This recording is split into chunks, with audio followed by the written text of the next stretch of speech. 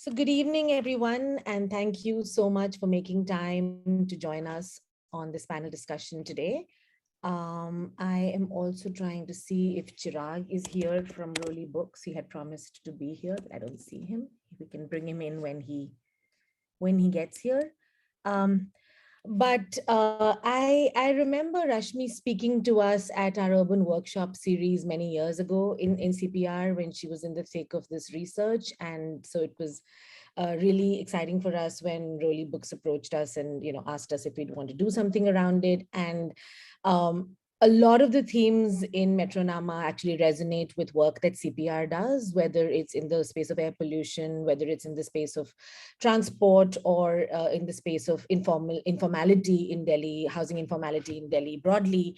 And it seemed like a good opportunity to connect many dots together. So a warm welcome to Rashmi Sadana, who's the author of the book we're discussing today, and all the wonderful panelists here, Rohit, Negi, Kalpana, Viswanath, Sarika, Panda, Bhatt, and Himanshu, Burte.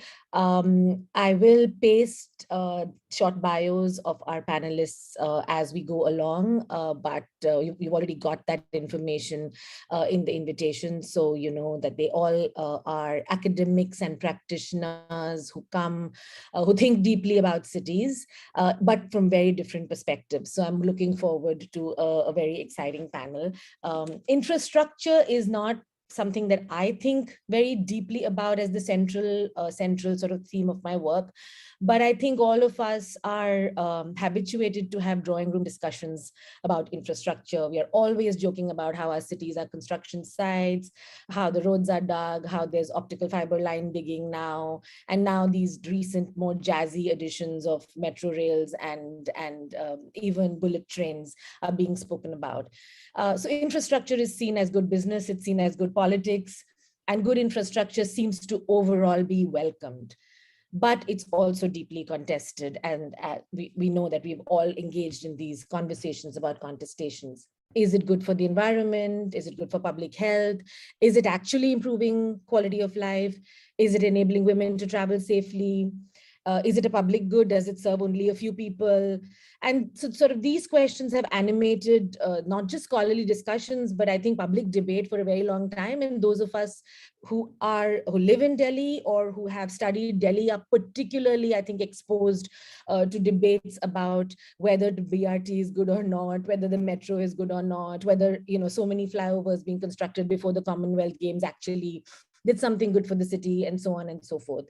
So Rashmi's book, I think, Metronama, Scenes from the Delhi Metro, delves into many of these complexities.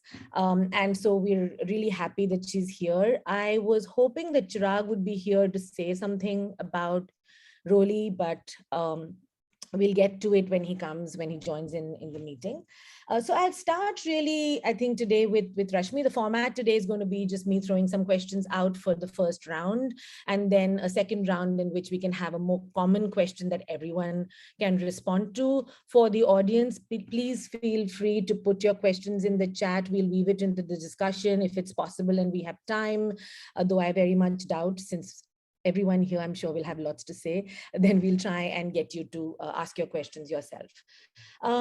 So I'm curious, Rashmi, how did you move from academic work around this subject to writing a book in this format? What provoked that shift?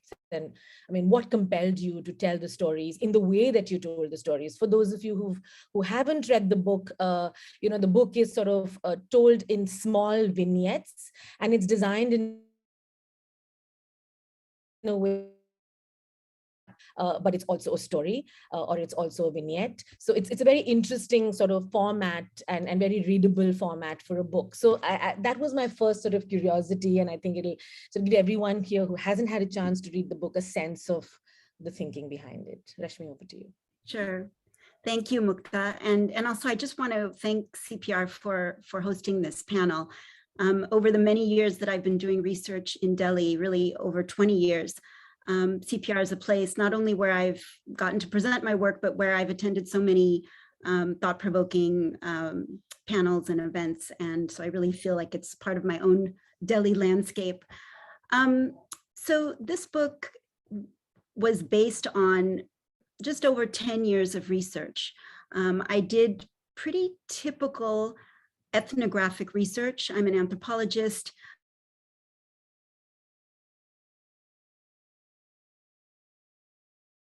But written as a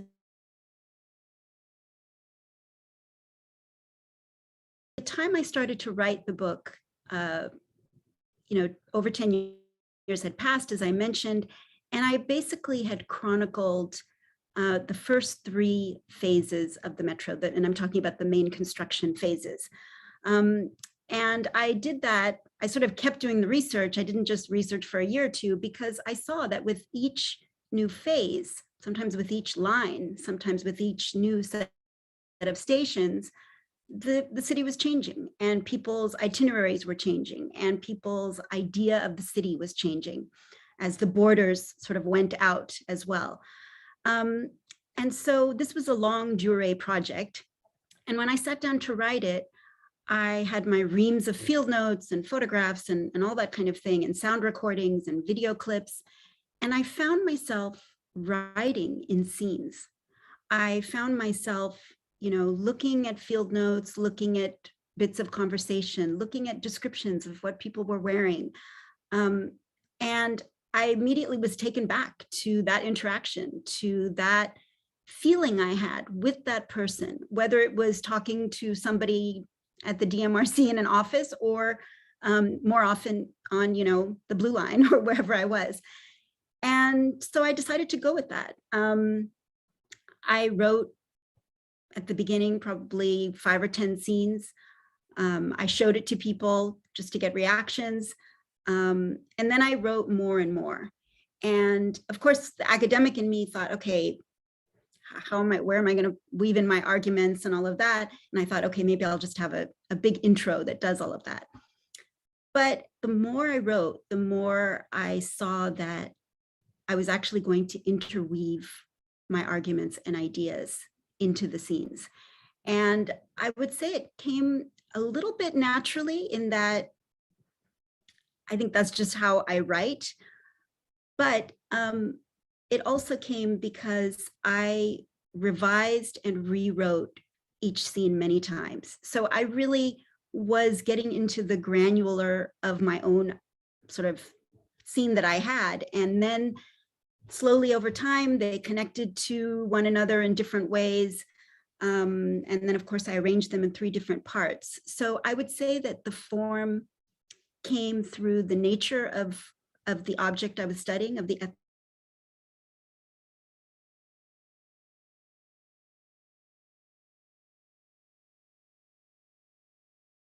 own research trajectory. And the scenes, as you mentioned, they do reflect the stops and starts of the metro. That was something I sort of figured out at the very end. But of course, that idea was there in different ways all along. Thanks, Rashmi. And why Delhi? I mean, would this book have been possible in another city? What's the link there? If you could just tell us a little bit on that. Why Delhi is because, for several reasons. One, it's a city I feel very close to. I grew up in Los Angeles, California, but my parents are both from Delhi. And they started bringing me here when I was just before I was 2 years old. And I've been coming over my whole life. And so I've seen the city change, but I've also taken part in the transport landscape of the city for many years, in all of its different forms. And so Delhi has been a city that has, that I consider a second home, that has been stimulating to me at a personal level. In terms of my academic interests, when I was in graduate school, I had an interest in urbanism. I've always, I'm from a big city. I'm from LA. I, am partly, from or connected to Delhi. I've traveled. I've had the opportunity to travel in a lot of cities and go on metros and in a bunch of cities, from Hong Kong to London to New York. But in terms of what you read about cities, urban theory and urban stories, and even novels, the cities that I always would hear about would be the industrial cities of the West, the modern cities. So to understand David Harvey's Marxism, you get to know Paris very well. You read a lot about London, you read a lot about New York. And, after a while, I just thought, well, how can all of our urban theory be coming from these three cities and maybe a handful more, Chicago or even LA? And I started looking into the literature on Delhi, and I thought nobody is writing about, of course, people were writing about Delhi, but it was few and far between. It wasn't enough, in my view. Delhi, like many Indian cities, like many cities across, the global South, are, in my mind, the most interesting and fascinating cities in the world. And so I set out in my career, actually, to write about Delhi. And so my first book was also based in Delhi, about language politics and the literary field of Hindi and English. And with the second project on the metro, the first time I rode the metro, because I was so familiar with the city and the transport landscape, I knew, like everybody else taking those joy rides early on, I knew this was going to be a game changer. I wasn't convinced it was the best thing, fiscally speaking, in terms of who would benefit the most. And, we can get into that. But I knew that it was going to transform people's lives. And that was exciting to me. So to answer your question about, could I write about, of course, people have and people can write about metros in many other cities. Some people have said, oh, are you going to write about the DC metro next? And no, not at all. My interest was the metro, but the metro in Delhi.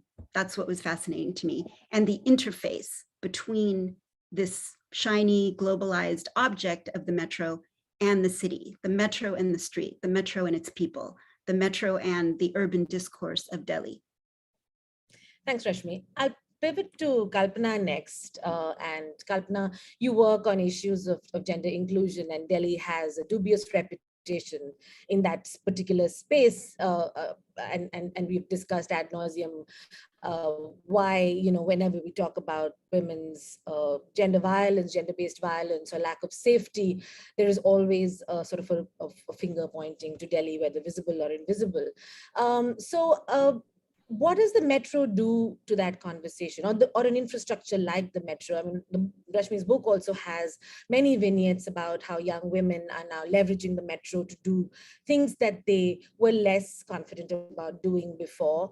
But since you look at many different types of infrastructures, not just the metro, you look at dark spots, you look at many other aspects of public space and safety. So how does infrastructure actually rewrite the possibilities for women in cities like Delhi?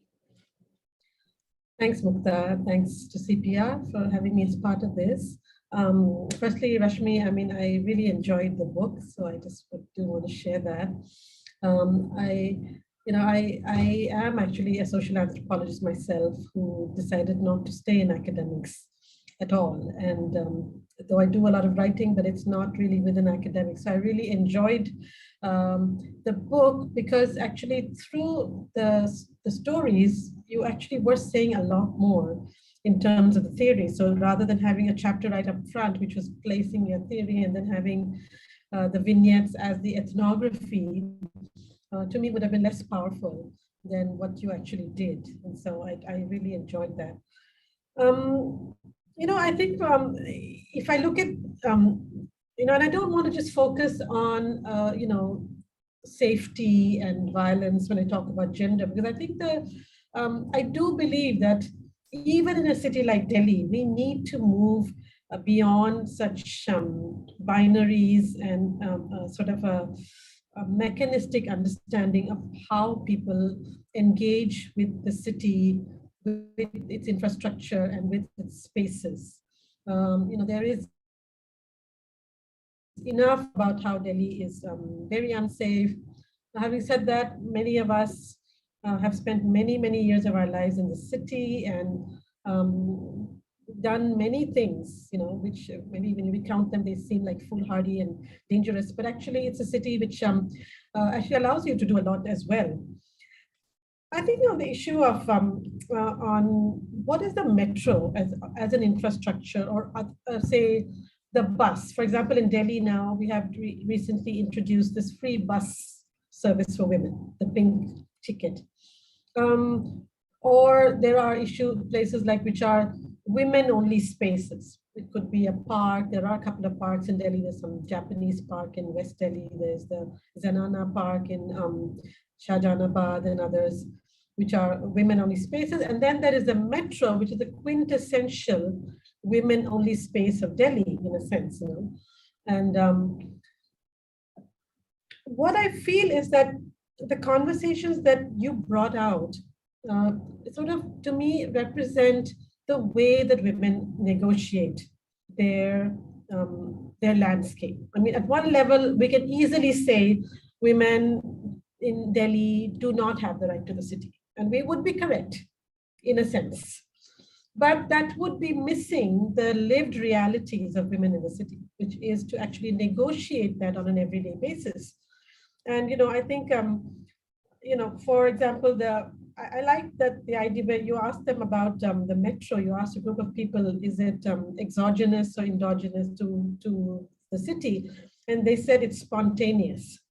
And I think it's an interesting way of looking at it, because there is a criticism of metro. All of us who work in transport, there is the argument, why not the bus? Why not the BRT? This is way too much money. But I know as a woman, I really love the metro. I mean, the metro has, even for someone like me, given me a freedom, you know. And so there is a sort of a dichotomy in that, you know. In my theoretical work, I will say women don't have a right to the city, the metro may not be been the best way to say, but I do know that the metro has changed the lives of women in this city, and not just people like us. And that's what comes out in your book, whether it's, you know, that college lecturer who was married and used to move around in the car, and after her divorce, she didn't have a car, and, you know, she actually takes the metro to the court, and then that perspective of the city from the metro. I also like the fact that the metro is both underground and on top, because unlike Paris and New York and this thing, where you don't engage with the city when you're in the metro. Whereas in Delhi, you do in so many ways. You suddenly come out and you see the Qutub Minar. I must say, every time it still fascinates me, you know. And so I think that, or that big, whatever, that Hanuman in West Delhi, Pitampura, you know, it sort of hits you in the face. So, you know, and the young college women interacting, and how, for example, sitting on the ground. I mean, like, you know, it's such a funny thing. I mean, in trains, you talk about how the metro is so different from a train, but there are a lot of behaviors on the train that have been carried over to the metro. So a lot of people sit on the floor, though they are told, often they don't and all that. But at the end of the day, even the metro guards let you do it, because they see how tired you are and how heavy your bag is. And they let these young women, students, or even working women sit on the floor. So I think, you know, I think the way we look at infrastructure, if we look at it with a sort of a perspective of an understanding of what goes behind this thing, but behind the theory of it, so whether it's the metro or why the BRT didn't succeed in Delhi, but the ethnography of it, which is actually the lived experiences of women in the city, including the sexual harassment. And I found that very interesting. That's actually very true. One woman said she was, someone grabbed her when she was in the metro, and then she just went ahead. And it was like this thing of, you endure all this. And this is the truth of all of us women who live in cities. We, you know, there are stories of how it can be so terrible and it restricts your lives. But we also know that all of us have gone through it. We've all ridden buses. We've all, you know, some of us have also carried safety pins before the safety pin was the app. I know in Chennai, we used to carry safety pins. We used to use all kinds of methods of trying to create space for ourselves in the public transport. And I think in that sense, you know, I think just for my first intervention, I think this kind of a sense that, you know, as women, as younger women, as older women, you're constantly negotiating. And I think, when women tell us that they don't tell their families about sexual harassment that takes place because it'll restrict them, it is a negotiation. And that agency in that negotiation is something we need to, I think, unpack. It's very easy to say, oh, this is patriarchy and women don't tell their families and this is terrible and this is not work. But I think, at least for me personally, after working in so many years, I think somewhere we have to recognize the grays. We have to begin to explore those gray parts of where we live in cities. I've lived in several big cities in my life. And I like the idea that, of course, we all love New York and Paris, but I do actually love Delhi. Strange. I mean, I would say that I do. I think that despite everything, there is something about the city. And I've lived in Bombay, and I loved Bombay then. I still say it probably offers more freedom than Delhi does in some ways. But I read half your book on a metro. I don't ride the metro very much these days because of COVID and all kinds of stuff. We were not really moving out, but we started moving out again. And I was taking that airport line. It's a quick ride, so I had 15 minutes one way, 15 minutes back. I was reading it, and it sort of felt very correct to actually do quite a bit of the reading of that book in the metro. Actually, before that, I don't think I've gone into the metro since March 2020 when COVID struck. So, it's also a sense of freedom of being able to be out. And, I know for my daughter, it was the first time, because we live in Gurgaon. And, the sort of, I don't want to say anything more about that. As urbanists, we all have enough to say about Gurgaon. But, I was like, go to the city, and go and see what a city is, take the metro and go. I tell my kids that, that is the city. This is not really a city. This is a comfortable life that we've provided you. But really, if you want to see a city, go to Delhi. And I think the metro gives you that, with all its criticism, I think the interstices and those spaces of, the conversation and other stuff maybe in the second round I'll speak about, but I think really in terms of understanding that women's lives are complex, and it cannot be boiled down to fear and violence and restrictions, because I think in that each one of us is negotiating. And I think the book to me brings out that negotiation and agency. Thanks. Thanks, Kalpana. I'll actually bring Rohit in here. And Rohit, I had two very different questions for you, but I'll lay both of them out.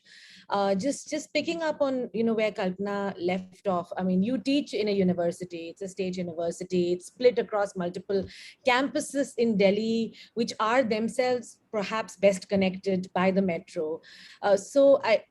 The two COVID years and online education, which I'm sure we're all still traumatized by, barring those, your students and your university life is also so intrinsically linked with the metro. So this kind of things that Kalpana is saying is something that you must be finding teaching in urban studies, a global studies program in a city like Delhi, to students who are largely from Delhi, from diverse backgrounds, many of them from very modest backgrounds. So I'd like you to say something a little bit on that bit. And of course, the other question on your own work on urban ecology.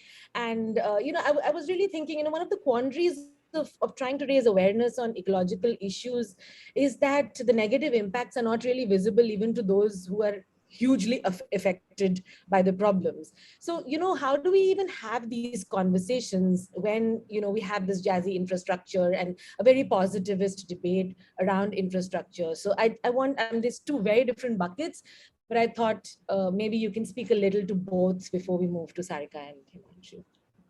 Yeah, thanks so much, Mukta. And I'll try to do justice to your questions.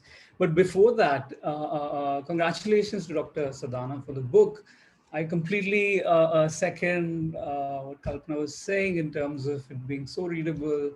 So, in fact, lovingly composed even, right? You can see the investment of the author in not only the writing, but also in the city, right? That sort of comes through.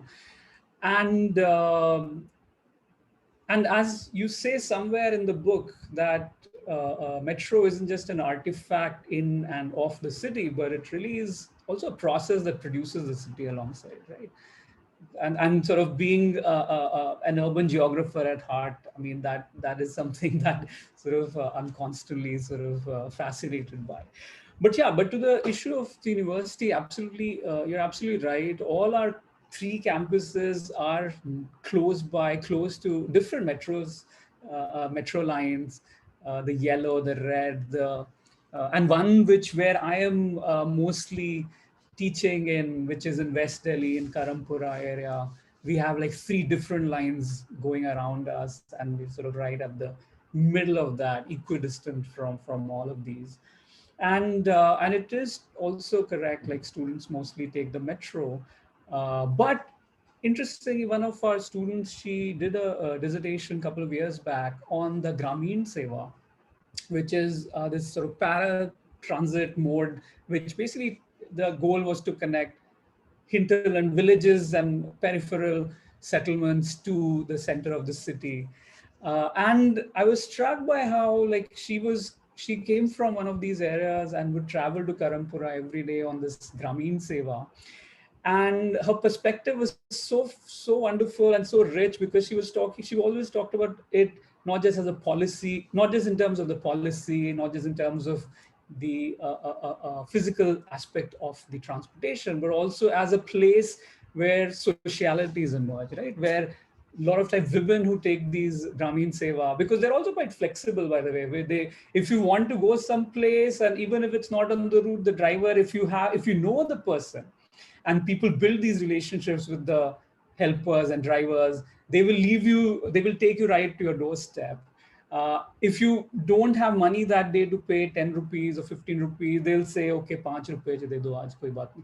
So, these kinds of things that also become part of everyday experience of transportation are very much lived in Delhi. And then you have the metro, which imagines citizenry and people in a very different manner. I think that's also one part of the book, which there's a lot of detail about, right? So how metro produces citizens.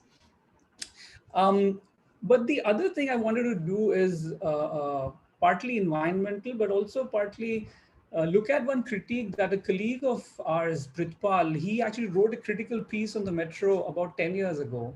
And I was rereading it after reading this book. And he said that basically it was a very critical piece, and it said that the metro hadn't lessened congestion, nor it had lessened pollution. And he also said that there has been this perverse valuing of land and gentrification of neighborhoods as a result of the metro. And certainly even today, given its steep cost, and the cost price has increased tremendously in the last few years, as well as stagnant ridership to some extent. In fact, last year there was the CAG revealed that the metro had overestimated ridership by 50% in the previous years. It is unclear in purely technical terms if the metro can be hailed as an unmitigated success. But as the book suggests, and as Kalpana also mentioned here, this kind of analysis is at best partial. One has to, I think we need to step back a little bit into the 1990s to also try to make sense environmentally and infrastructurally of this intervention, right? So what was going on in the 1990s? So you had this few years of liberalization, privatization, there was more investment that was coming in. The question really was, how does Delhi compete with other cities to attract capital? What are to be the spatial imprints of these strategies? And as property becomes highly valued, new urban imaginaries also begin to take shape at that point of time. And there has been enough work now looking at this whole world-class discourse and so on that we were living in back then.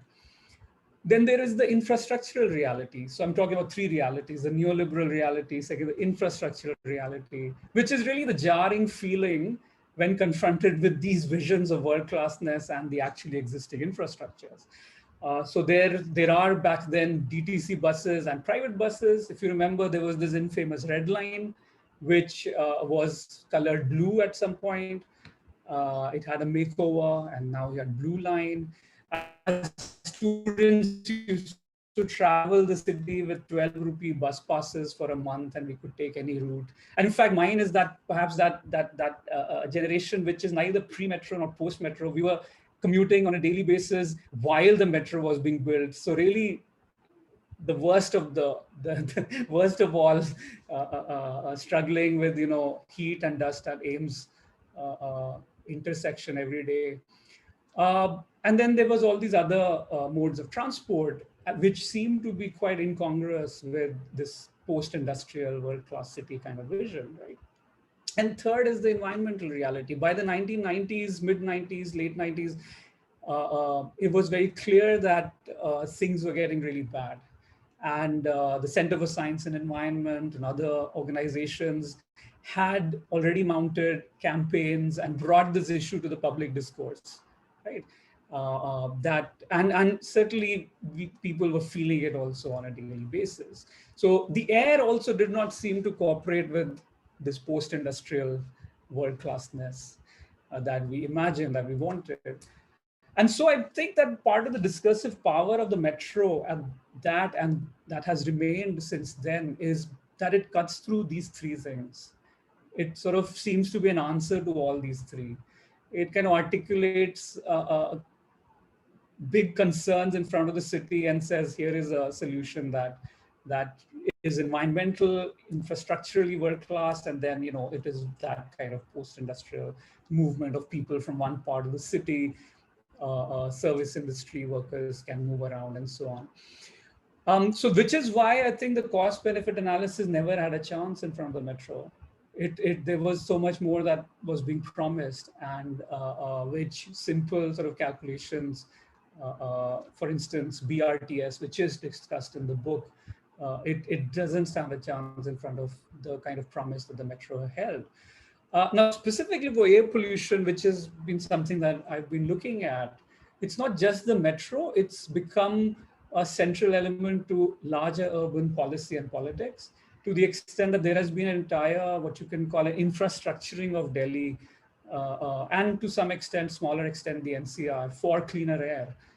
Metro is a big part of that, but so are CNG, LPG, expansion of monitoring, cleaner fuels, emission standards, and all the way to the recent smog towers, which of course that's another story altogether. But the point is that there are all kinds of interventions around this. And despite all of this, Delhi even today gets only about 50 days in a year of air that conforms to even the Indian standards. And then there is the seasonal smog during the onset of winter, when the attention really spikes. So the metro's argument is that things would be even worse without it. And really, there's no way to really counter that, because yes, of course. In fact, the outgoing MD of the metro recently said as much when he criticized environmental activists who were opposed to the felling of trees for the construction of metro. And because the metro framing, and I believe other panelists may talk more about it, the metro framing leaves little space for other conversations around public transport. BRT is discussed, like I said, in this book, but also potentially at-grade rail, trams, all kinds of different options that might be otherwise in the discussion, but now we sort of immediately zoom into a metro. So for all of these reasons, I'm actually quite ambivalent about metro from an environmental lens, though I understand its appeal at the discursive and also many other levels, personal experiences and everyday experiences and so on. And I have actually tried to scratch further to see if there's something more to say here, but really I think on reflection that this kind of ambivalence of infrastructure is really the note I would like to end with. So let me just stop there at the moment. Thanks, Rohit. Actually, that's a great segue into what I wanted to ask Sarika. So Sarika, again, like two questions.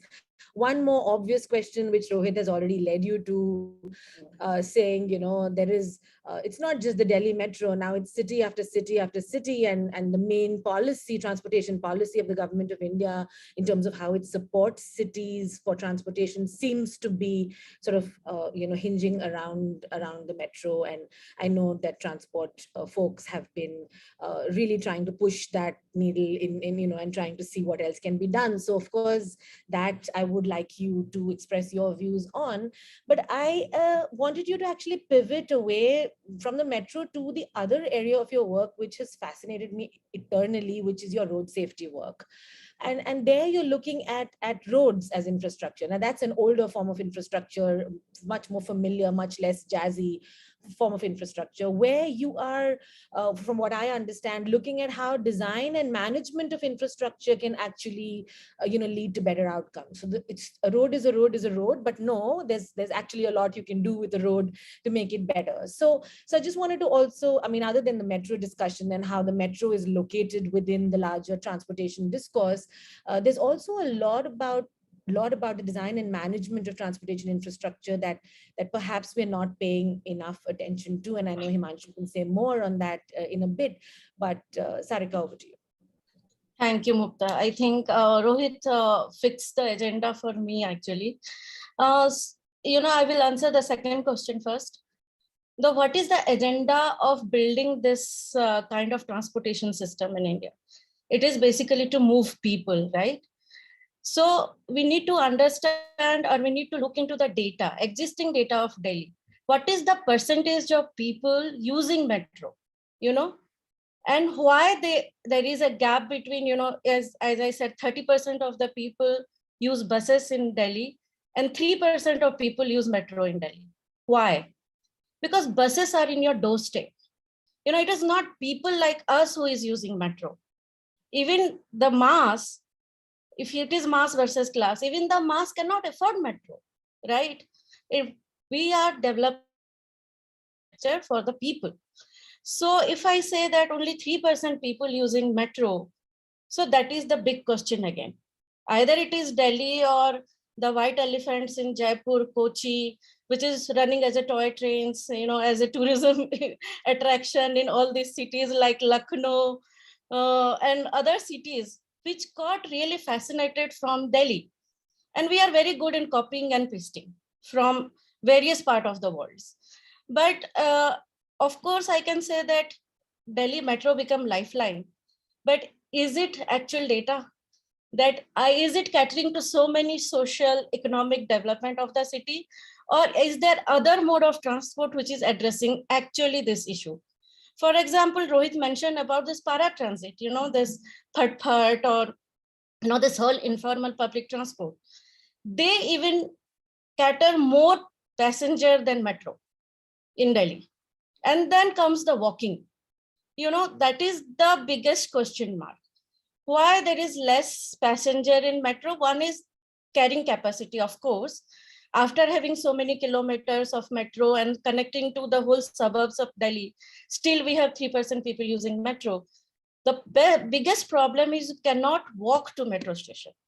Even if I go to metro station and take a metro from Gurgaon to Delhi, I have to book a cab, or somebody from a driver or my husband or anyone drop me to the metro station to take a metro to go to Delhi. So there is a big gap on the last mile connectivity for the metro. For example, in bus system, your last mile connectivity is walking. You just walk for 500 meters and you have a bus stop and you just take the bus. The question is, should we develop a world-class bus system? I have used BRTS in Bogota, in Turkey, and it is world-class. You feel pride of sitting in that BRT, same as we sit in the metro.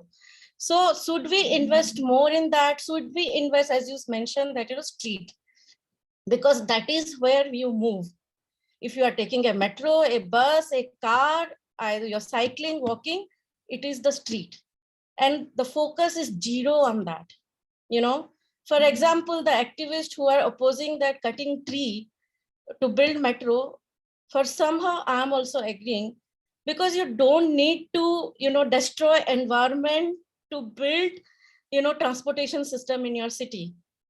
And there are examples, where you are redeveloping a street without cutting even single tree, and you are catering to lack of people who are commuting in the street for their bread and butter every day. These are kind of infrastructure you need to develop. And we need to learn something from European cities actually. And not from, sorry, Rashmi, and LA is the bad example for such kind of infrastructure development, and we in India really copy from it. LA is our god for any kind of infrastructure development. Either it is flyovers, underpasses, metro system, or any kind of parkings. You must see every 2 kilometers in LA, you must have seen this multi-storied parking that fascinate Indians. And we keep on developing this kind of infrastructure in India. But we need to focus on the right kind of infrastructure and where we are addressing the mass, where the people actually need it for their bread and butter, for their socio-economic development. And that is where the street in a right direction of development comes, where you need to focus on walking and cycling infrastructure, where you need to address on last mile connectivity and low cost transportation system. Low cost, because money matters. And we are, as a developing country, we need to really look into how we are spending our money, even each penny. So that really matters. And again, it is socio-economic plus environment. So many constructions, so many, of course, construction lead to economic development of our country, giving so many employability. It's a chicken and egg situation. So what kind of infrastructure metro needs actually right now also with this existing system is to improve their last mile connectivity, which is far, far away from what we have right now.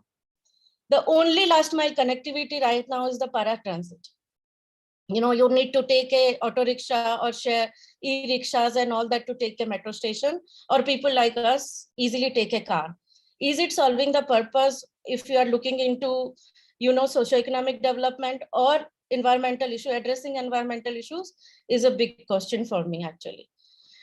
And the second thing you just talked about, thankfully, Ministry of Housing and Urban Development stopped that building of metros in each city, and they finally sent a circular to cities that you really need to submit a feasibility study before proposing any metro in new cities now. So I think we have been saved from all these white elephants. So frankly speaking, we really need to relook into all this kind of development as a country. We have a lot of experts in our country, and I think there should be collaboration and sitting together and brainstorm about the kind of infrastructure we need in our city. For example, even in Gurgaon, you see the rapid metro. Who is using it? It's a big example of failure, even if it is a suburb of Delhi. Nobody is using it as a connecting to Delhi metro also.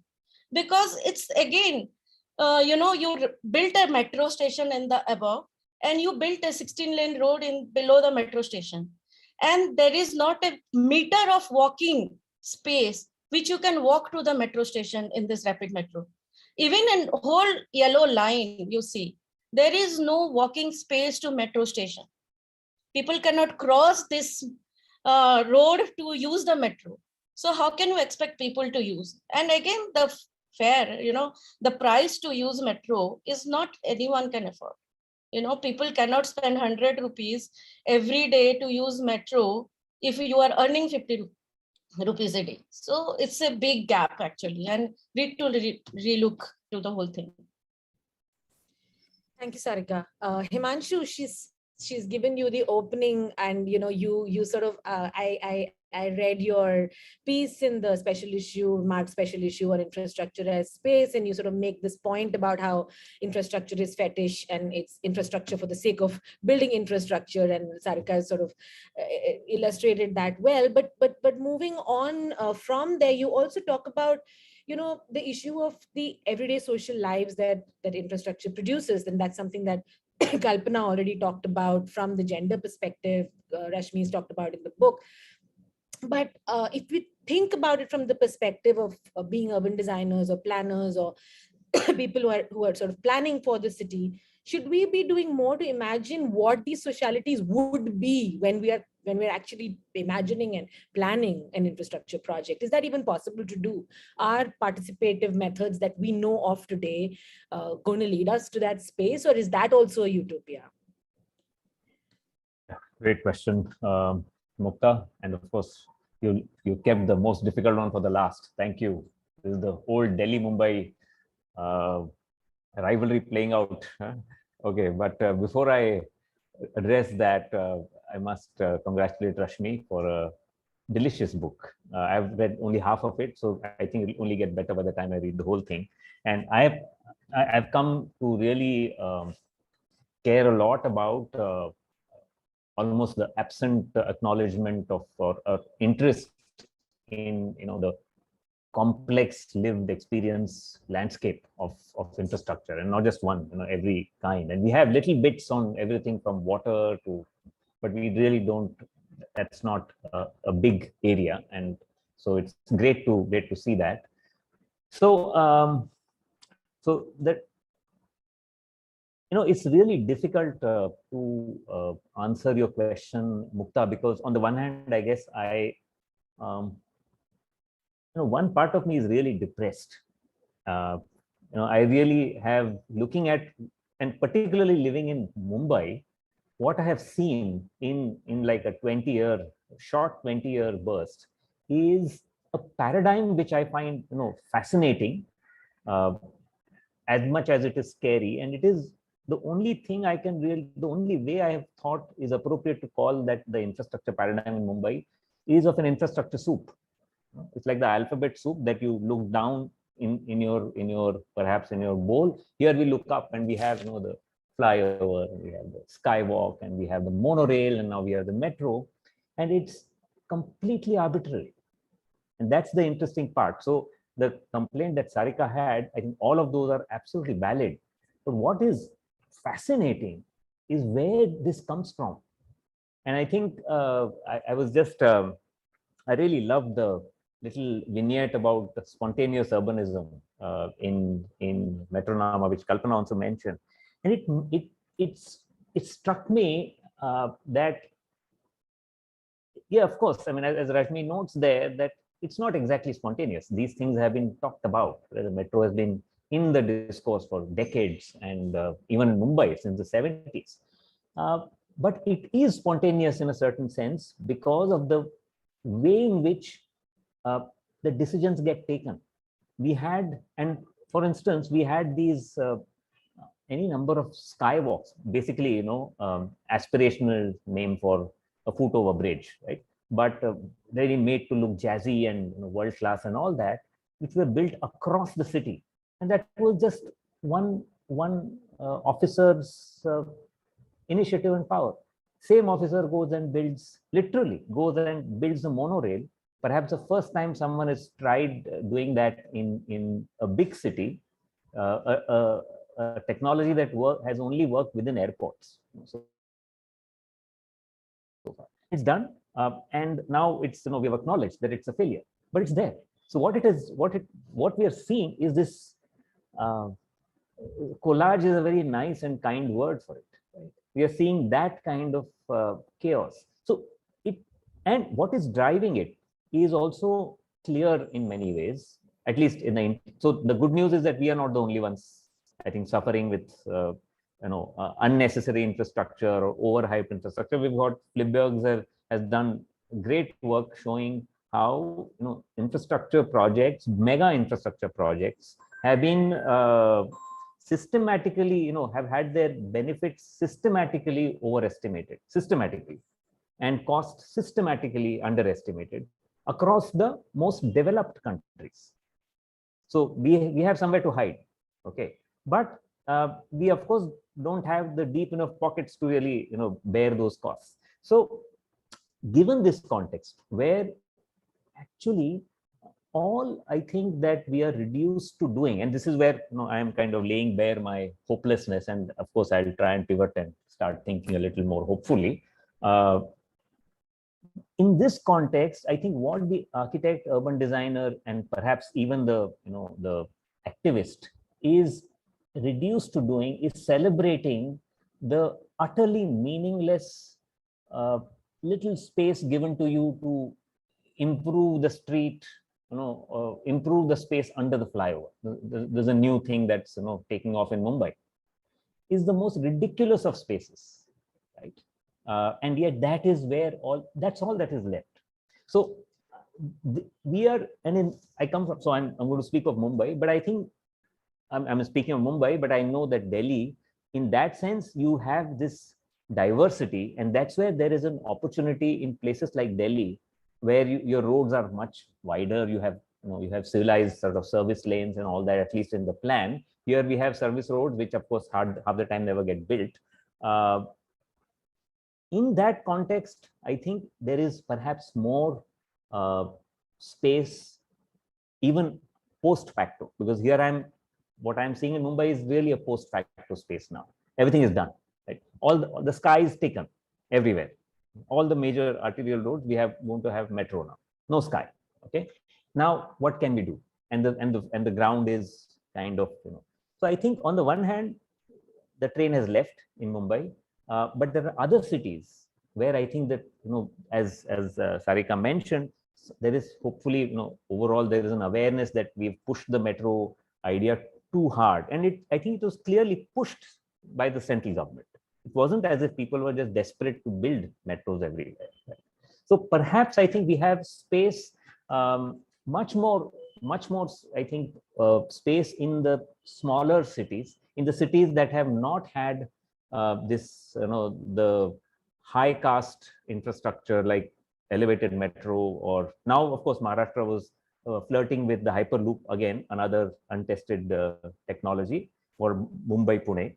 So I think where those kind of technologies have not yet gone in, I think there is an enormous, in fact, there's enormous scope to start with looking at the transport paradigm as a whole, the way Sarika pointed out, the way it is like perfect common sense right now, even in the sustainable transport debates, I think.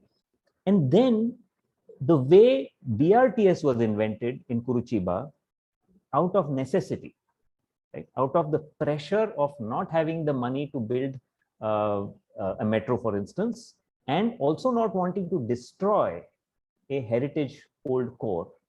You invent incrementally, not in one big shot. You invent something that becomes a system, and which is now a kind of solution, that is portable. So I think there's enormous scope to really be inventive, and that's where I think the problem, of course, is that transport is, of course, our hoary, I think, discipline and department siloization. So as professionals, transport planners have not yet begun to speak to urban designers, and even as departments, there is no hope in the state.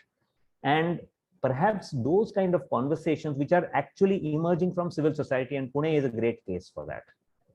I think those conversations, if we are able to start and structure, we will perhaps be moving towards a more empirically sound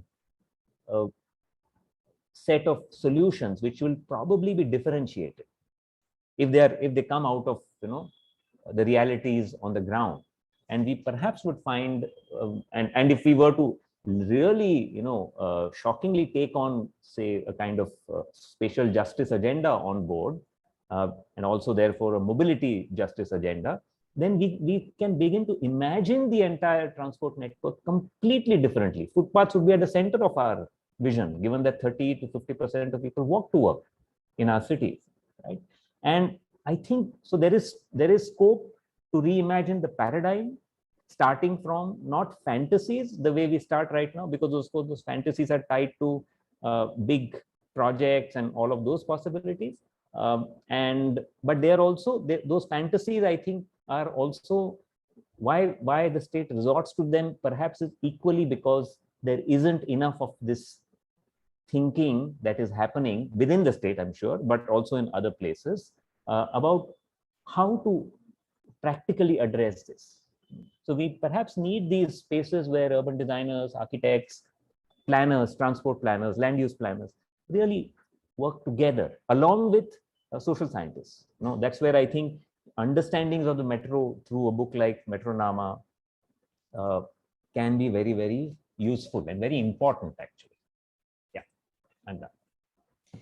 Thanks, Himanshu. I think, amongst all of us, we've brought up, very different sort of come from very different perspectives to this. So I'd like to hand it back to Rashmi. Rashmi, you've had people come at the book and the themes of the book from very specific positions.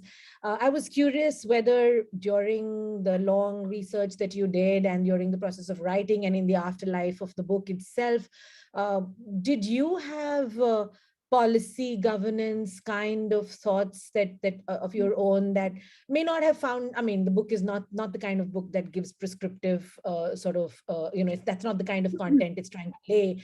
So if you have those thoughts, this is a good panel to throw it out, because the CPR's entire pivot for everything is taking it and then somehow trying to take policy lessons out of it. So, yeah.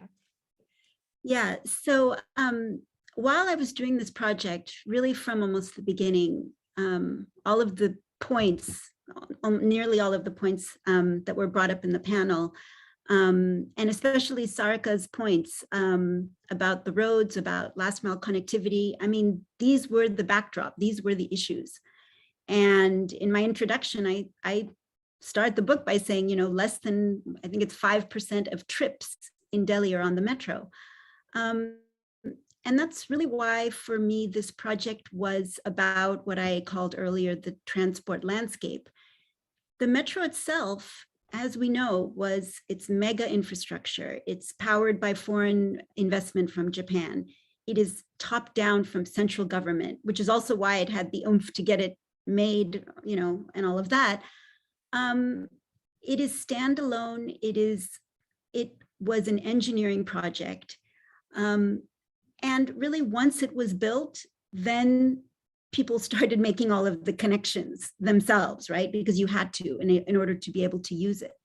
And so that's why in my book, I write about auto rickshaws, e-rickshaws, cycle rickshaws, walking, biking, all of these forms, the love of this, neoliberal love of the car, and the car replacing the refrigerator and the scooter as the new mark of middle classness, which is a real problem for not only Delhi, but all cities. And in terms of the interviews I did with planners and architects and different folks who are in the driver's seat in some way, what they showed me was, and this goes to Himanshu's point, there's very little interagency cooperation. There is, part of it is, okay, the lag of bureaucracy, that is still there, even though I met a lot of younger people, who were coming into government, who wanted to work in government, who had a lot of ideas. They were able to do certain things. They were able to even change work culture a little bit. But, at the end of the day, it was very hard to make these connections. And so often they ended up bouncing between agency and agency, when in fact, ideally, they should be able to build their ideas through connections with different agencies. I think that's how this kind of change happens and how different imaginations of the city happen.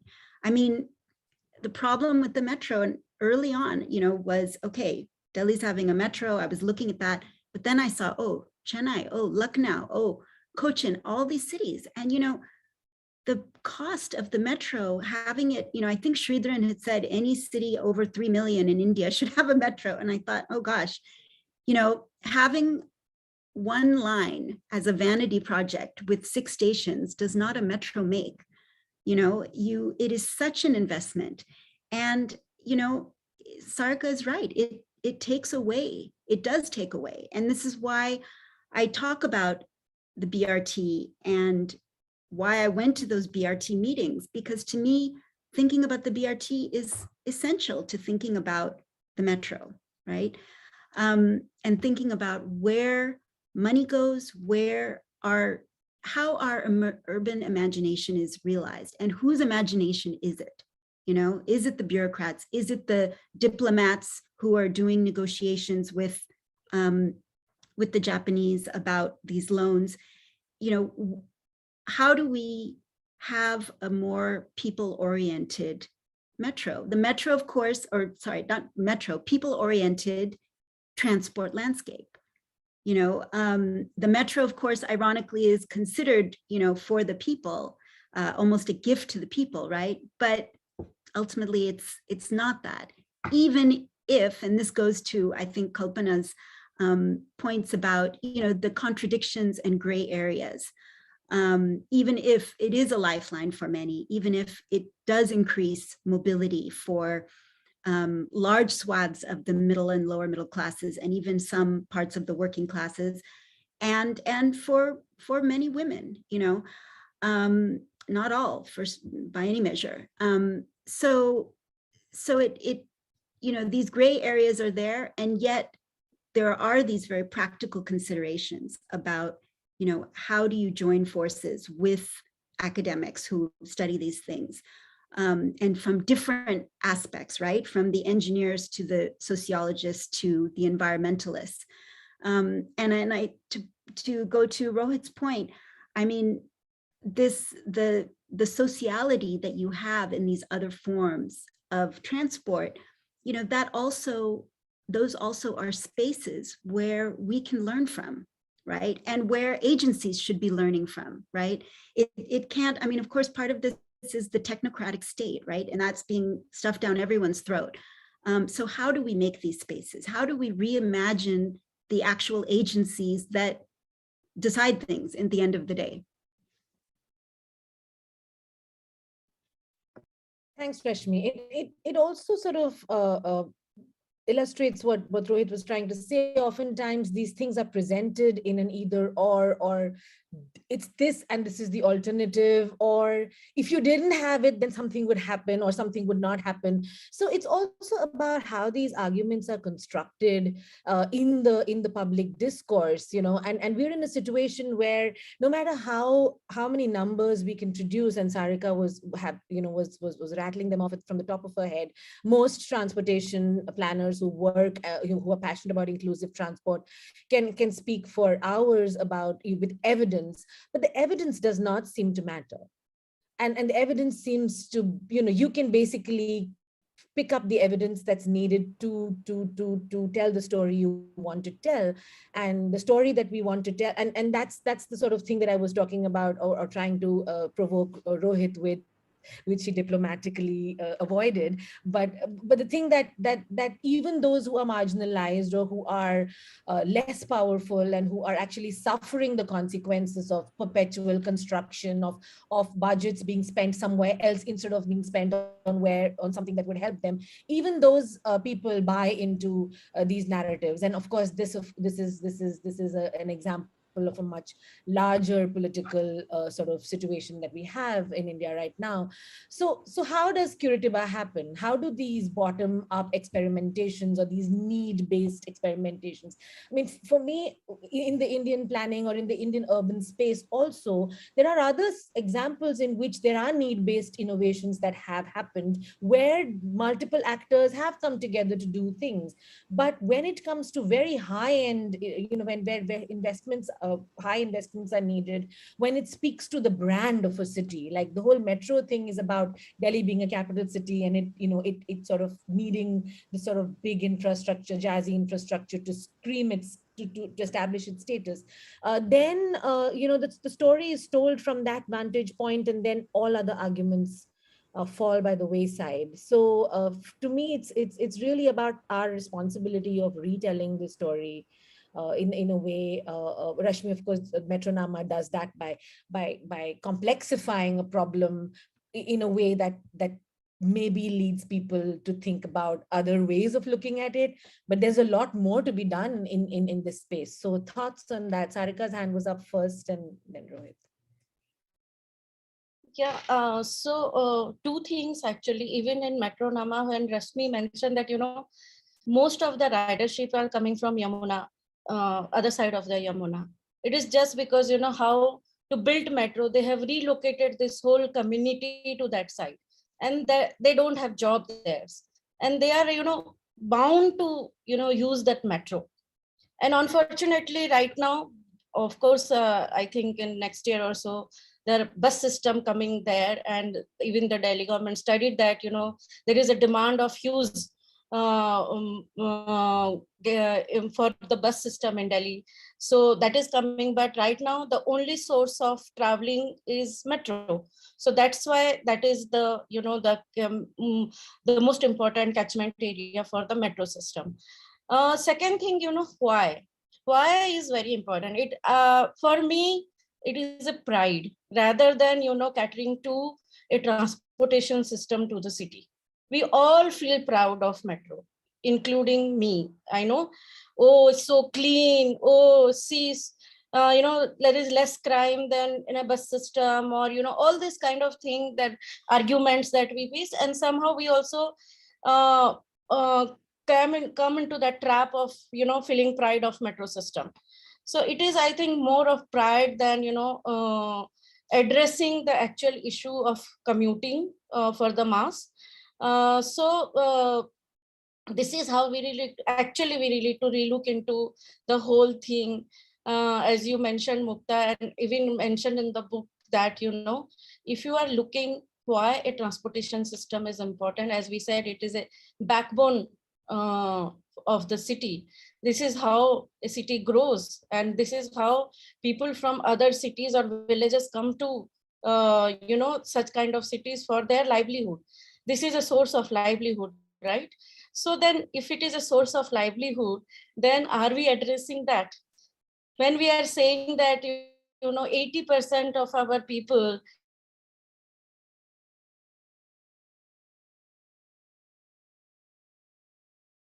I think I'm not an economic expert, for it's a big question that is it economically viable for developing such kind of system in a developing country like us? So it's a big question for me, and then thinking about security and safety.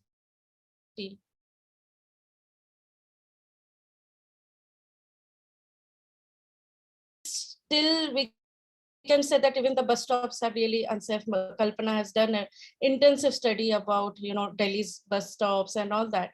But still, you need to just walk 200 meter or 500 meter for a bus stop. Sometimes you have that big group of people walking to the same destination or coming from the same part of the area, and then bunch of people go there. But that is also, again, a big gap in a metro system. So I think it is not that we cannot interconnect. We have metro, how to interlink it with the bus system, the paratransit system, and how to improve the walking and cycling so that we can optimally use it. That is my last, I think, say for this whole thing. Thanks, Sarika. Rohit, I think you wanted to jump in on the previous point. Sure. Actually, I wanted to talk about a couple of things. Once again, sort of going back to the 1990s, I think we have to think about or think like we are there. And this is more like CPR talk in a sense.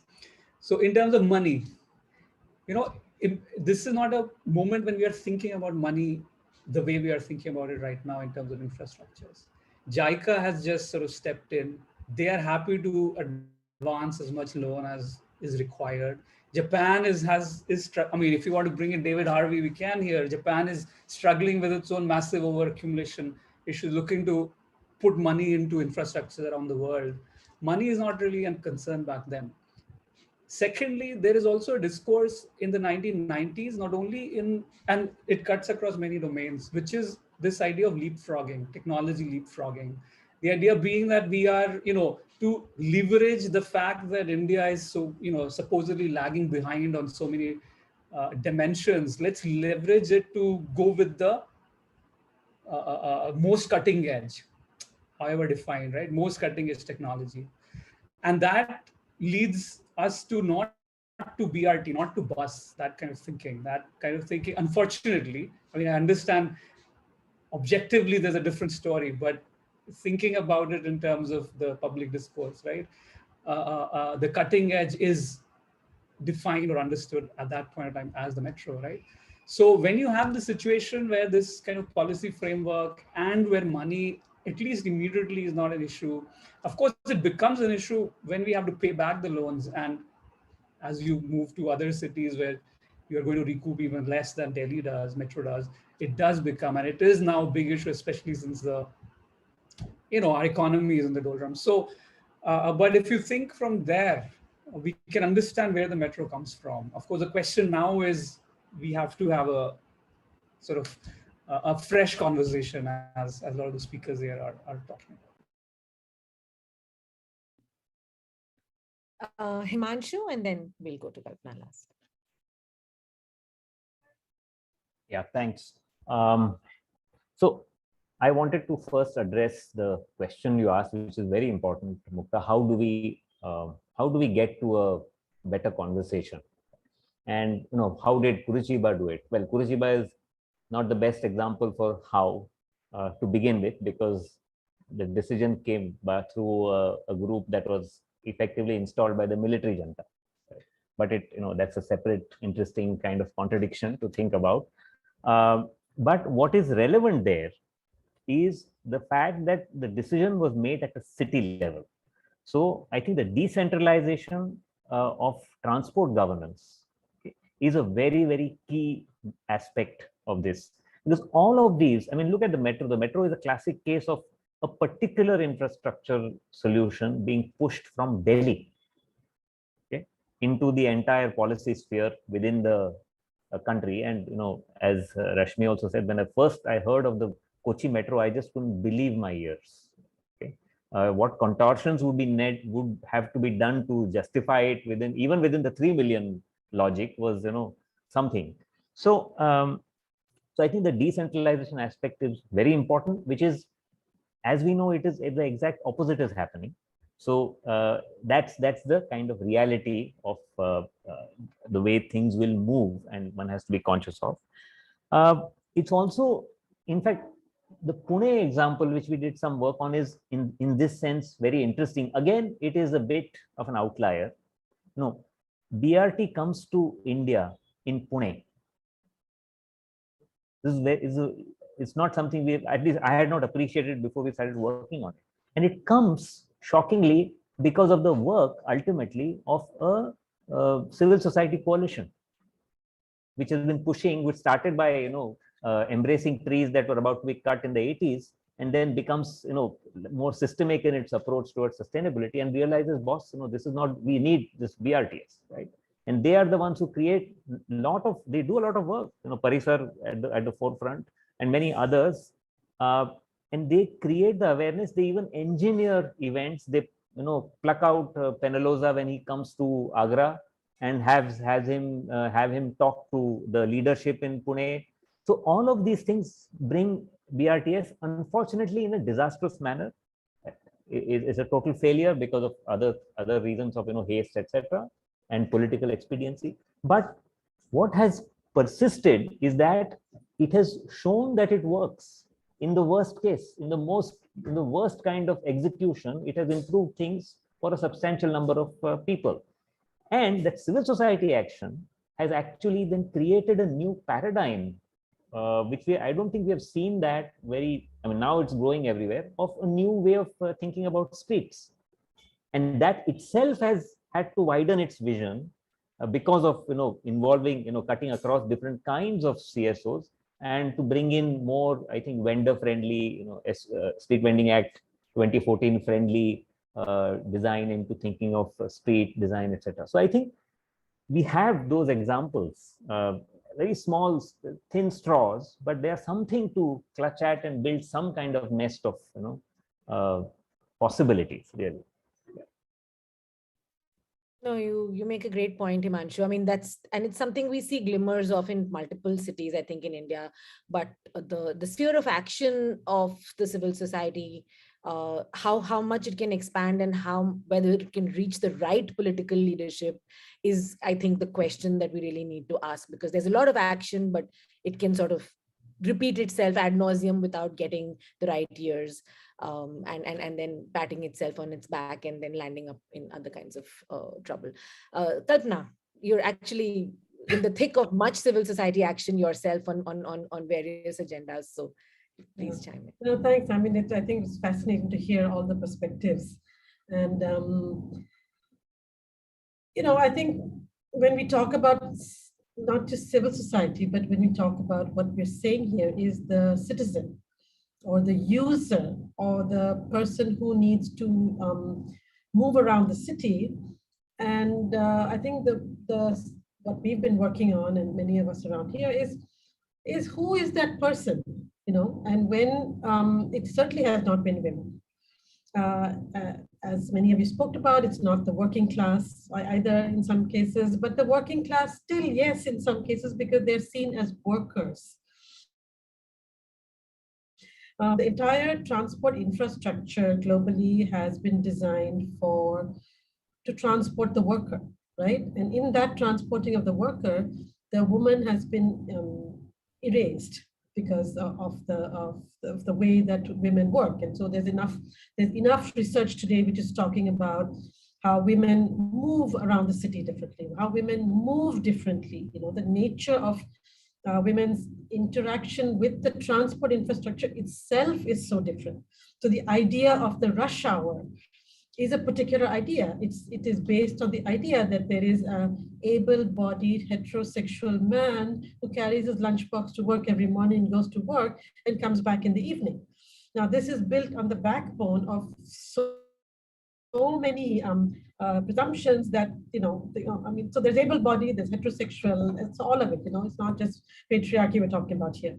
So the moment you begin to invert some of this, and in some senses, COVID has thrown so many of these issues to relief, because I think for the first time, especially in a country like India, many men recognize what it is to work, to be at home and work, because women have always done it. They've been at home and worked in so many different spheres. And I'm saying specifically India, because I think especially even lower middle class, the Indian man does not do housework, and still does not, maybe present company accepted, maybe a few, this thing, I think the discourse, and I think therefore, unless we bring in the issue of the work of care into the public domain, this is always going to be a one-dimensional conversation. It's like, the feminist revolution is not just women being able to go out and work, but it's really that the work of care begins to determine policy. The work of care is never going to go away. People are going to grow old, people will have disabilities, and children will be born. And pets. So whatever it is, the work of care doesn't go. And even today, even when we talk about the marginalized, even when we talk about the vulnerable, we're talking about the excluded populations, nobody is willing to talk about the work of care. Not in policy, on transport policy and housing policy, in the master plan. So I think, to me, that's still the point at which everyone stops. We're willing to talk about some things, but no, let's not go all that way, because that becomes too messy, too chaotic, So, while there is a whole lot of work about, women loitering, it's not just about going to work, it's not just about going to school, but also the right to loiter. I think that the more radical issue is to say, what about the work of care? That is never going to go away. And unless policy, every single policy on infrastructure also looks at that, we're not truly going to have any transformational change in our policy, urban planning, urban policy, urban design, transport planning, whatever. So that's my pet peeve and pet passion always. Thanks, Kalpana. And I think it's a point that is getting, like you said, because of COVID, a lot more reverberation than it's done before, and we hope that momentum doesn't die. Rashmi, last word, and then I'll sort of wrap up, because it's nice to keep it tight, and then people can come back and comment on the Facebook feed and on our website and stuff like that.